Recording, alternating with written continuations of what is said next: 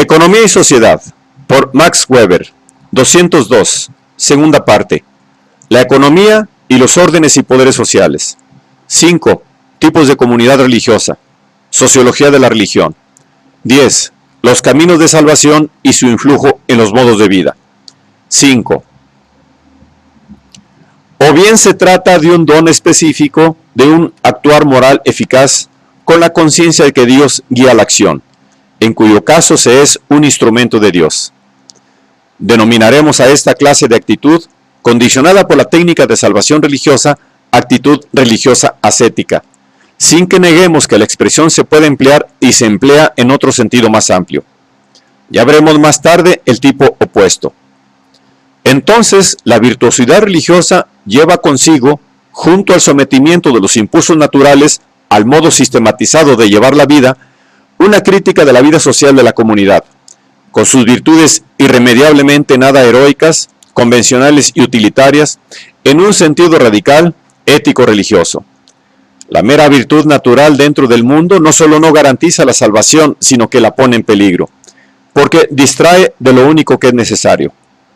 Las relaciones sociales, el mundo en el sentido del lenguaje religioso, representan la tentación, no solo por ser el lugar de los placeres sensuales, éticamente irracionales y desviadores de Dios, sino como sede de la fácil satisfacción con el cumplimiento de los deberes corrientes del hombre religioso medio, a costa de la concentración de la acción en obras de salvación.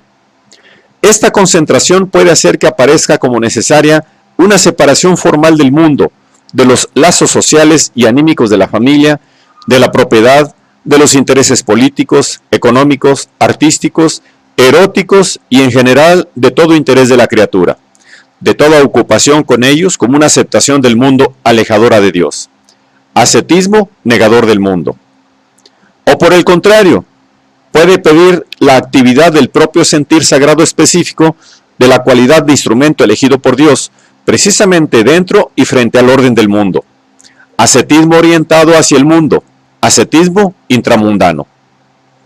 El mundo se convierte en este último caso en una obligación impuesta al religioso virtuoso. Bien en el sentido de que la misión consiste en transformarlo según los ideales ascéticos.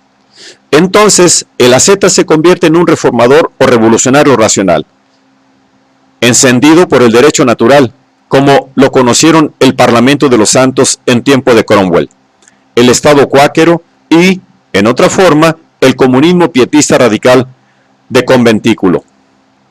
A consecuencia de las diferencias en la calificación religiosa, se convierte siempre una congregación semejante de ascetismo en una organización particular aristocrática, dentro o propiamente fuera del mundo del hombre medio que le rodea, en principio no diferente de las clases. Puede acaso dominar el mundo, pero no elevarlo en su condición de cualidad media a la altura de la propia virtud.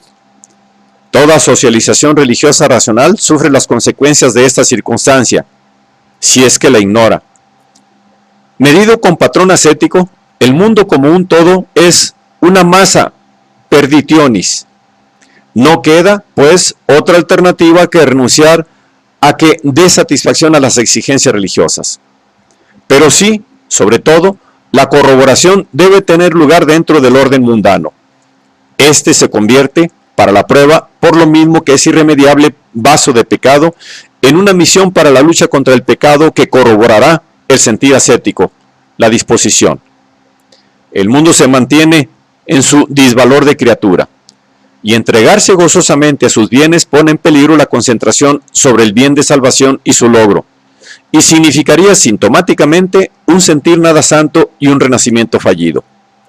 Pero el mundo, como creación de Dios, cuyo poder se traduce en él, a pesar de su carácter de criatura, es el único material en el que se puede contrastar el propio carisma religioso mediante un actuar ético-racional para corroborarse en la posesión del estado de gracia.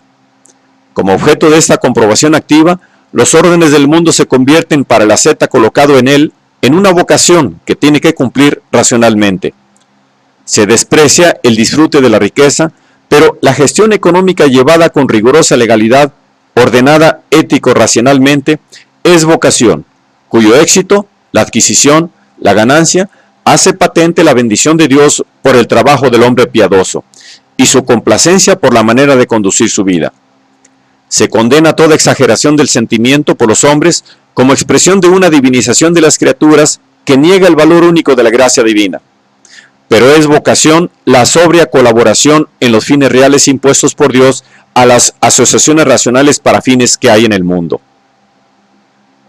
Es inadmisible toda erótica divinizadora de la criatura, pero vocación querida por Dios, el de engendrar hijos castamente, como se expresan los puritanos en el matrimonio.